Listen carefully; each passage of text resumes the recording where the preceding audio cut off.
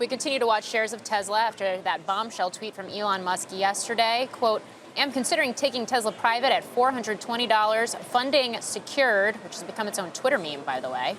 It set off a wild day of trading for Tesla, surging before being halted. We also heard from 6 out of 9 Tesla board members saying they've spoken with Musk about a possible take private in recent weeks. Joining us now on the CNBC Newsline, former Chrysler CEO Robert Nardelli. He also served at the helm of Home Depot and Cerberus Capital Management, as well as a number of key leadership roles at General Electric. He is currently the founder and CEO of investment and advisory firm XLR8. Bob, thanks for joining us today. Thank you. It's good to join you.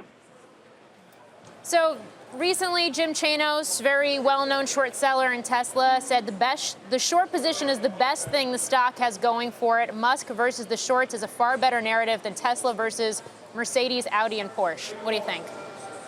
Yeah, I read the article where, if I'm relating to your question, where at least now the shorts say they know where there's a cap at 420. But I mean, if I look at the market now, Tesla is down, about $5.77. So I'm not so sure yesterday's tweet, other than the sensationalism of it, is having maybe the effect that he may have hoped for.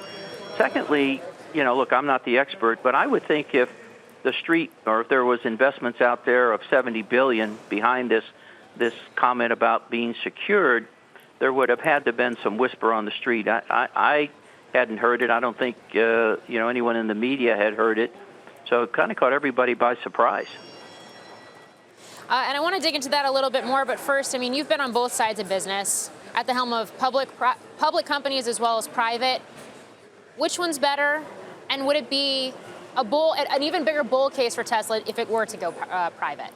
Yeah, I have been on both sides, and it's interesting, depending on what side of the fence you grew up on. You might think one side is easier than the other.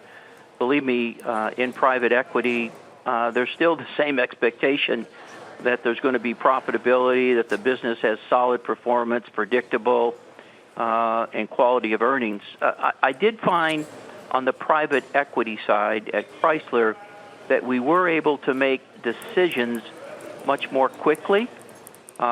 We were less consumed in the 90-day satellite cycle where, you'd spend an inordinate amount of time preparing, and appropriately so, for the investor call. I found the ability to sell non-earning assets for cash, which certainly Tesla is in need of, without the angst of affecting earnings per share. Even though it was a book entry, it would still hit earnings per share, and took considerable amount of time to explain that to the street. So there were clearly advantages I saw on the private side with Chrysler. Not that there was any less pressure on performance, getting production out, quality of the product, new product introduction, dealer network, all the things that Elon will continue to have to deal with. It sounds like on the last earning call, this is the gentleman that's look, he's brilliant, right? But certainly under stress, probably a little tired from everything he's got his hands in, and it just manifested itself in some comments that he backed up on. So Bob, tell me, look at Tesla's stock. It's not exactly undervalued, at least by traditional standards. Elon Musk hasn't had too much trouble raising capital or debt whenever he's wanted. Do you understand why he's so upset about the short sellers in this type of situation? Well, I think anybody in that position, isn't comfortable or would prefer not to have people betting against your stock, betting against the performance of your company, and betting against, the employees that are working diligently every day. So I think it's a general sense of anybody in a publicly traded company would prefer not to have the shorts in there betting against you. Now, there may be some appropriateness in certain cases.